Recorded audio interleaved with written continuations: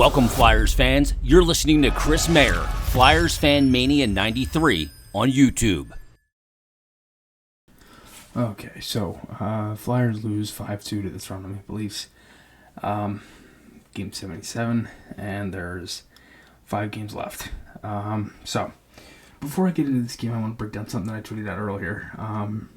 Flyers right now, if you literally go onto NHL.com and you look at the standings for the entire National Hockey League for the rest of the season, the Flyers right now are the 29th ranked team, and they have 77 games played, 57 points. Seattle, 75 games played, 56 points.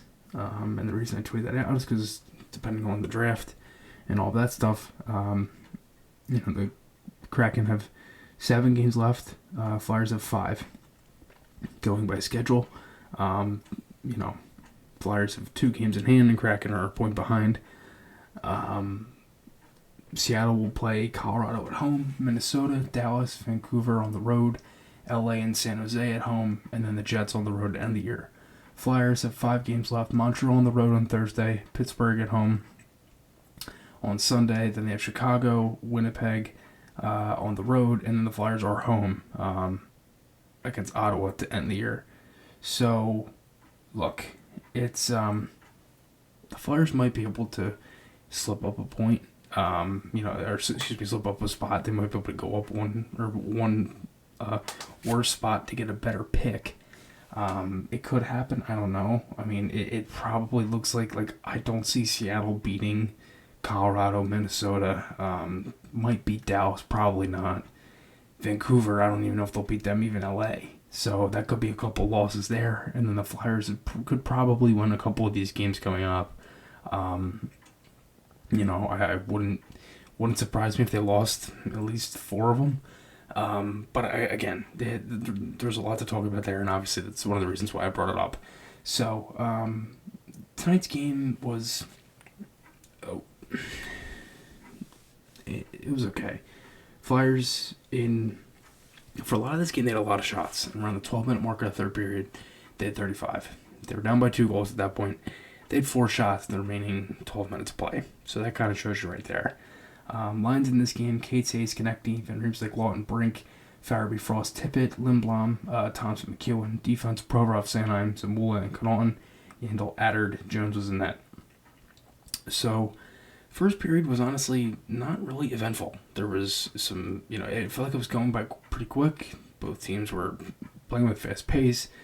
Flyers had an early chance from Bobby Brink. Sanheim, I thought, was really noticeable in this game. He's been one of the better defensemen for the Flyers. He's actually a +8 on the season. I know not many people look at Sanheim, it's not even that. It's also more of people don't look at Sanheim like that. They also don't look at plus minus, because it is one of them stats where it's the way it's counted, it's kind of a weird stat. But again, if he's been playing well, and that's what I'm getting at.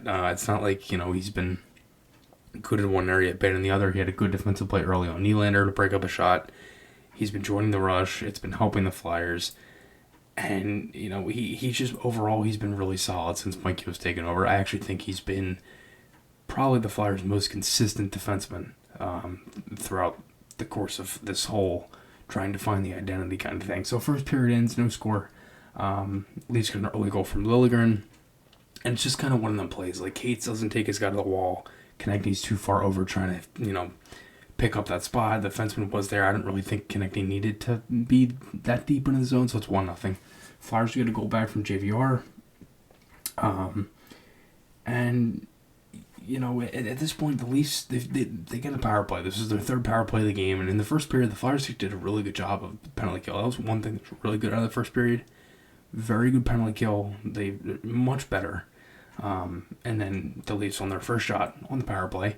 Flyers didn't even give them a shot on the first 2. Score 2-1. Nylander scores.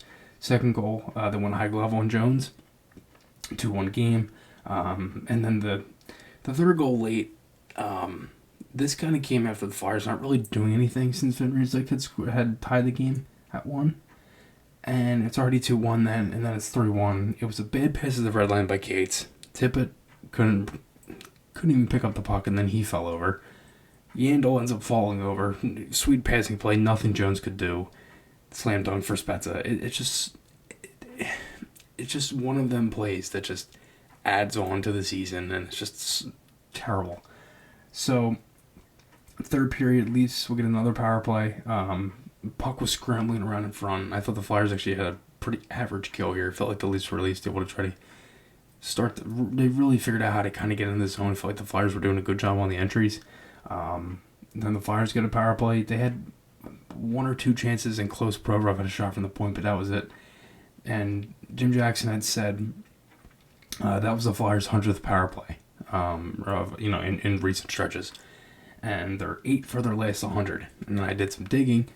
Overall, in the entire 77 games, and with 5 remaining, the Flyers on 222 power play opportunities, they have 27 goals, 12.2%, the worst power play in the entire NHL. So that's just the kind of...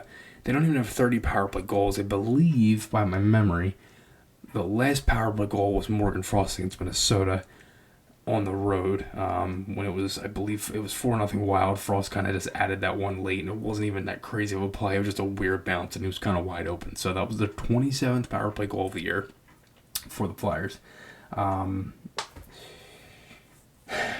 So, yeah, it's just another issue that they have to fix. And I think the most aggravating part of the power play for me this season hasn't even been anything with the power play alone. Like, when I say that, I mean, like, the offensive chances or not getting into the zone, not winning the face-off, not getting certain guys on the ice, the bumper, this, that, the other. It's the fact that they actually give up that many short-handed chances is the problem for me. So that's the main thing. You want to actually keep the puck. They haven't really been able to do that for a majority of the year, so that's the more aggravating thing that I'm noticing.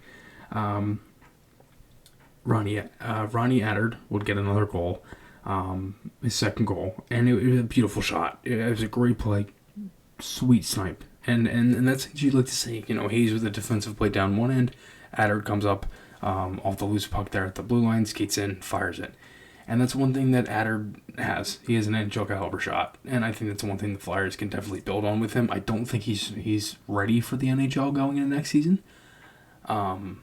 But I think that is one thing that you've seen at times, and he had one goal against Columbus was off of his shots that puck came right out to the blue line. It kind of reminds me of Gudis a little bit, the way he shoots. But again, it was a great shot, high glove, and Mikheyev would score there. That was the 25th empty net goal given up, and that's now tied with the Seattle Kraken this season. Red Wings have 28. Giving up empty net goals this year. So that's also another record in the worst way possible. So again, Flyers lose 5-2, and they also lose Kevin Connaughton, as he would end up getting injured in this game, actually, off a weird play. It looked like his ankle kind of buckled, is the way I took it. Mike Yo said he wasn't good post-game, so they'll have to use an emergency call-up on somebody. My guess would be Hogberg. I originally thought Wiley or Day, but I don't know. We'll see. You only have 5 games left, and you still obviously have to call somebody up because there's no point of having Connaughton play if he's hurt. So my guess is the Flyers will at least have to use an emergency call up on somebody. Probably we'll see that tomorrow, meaning today as I'm recording this, and they'll end up playing against Montreal. So we'll see what happens. My guess would be Linus Hogberg. I'm not too sure. Could be Wyatt Wiley. I don't know. We'll see. Let me know your guys' thoughts below. Remember to check out the SeatGeek and character construction. As always in the description. Same thing with the merchandise. Thank you guys for watching, and I will talk to you all again soon.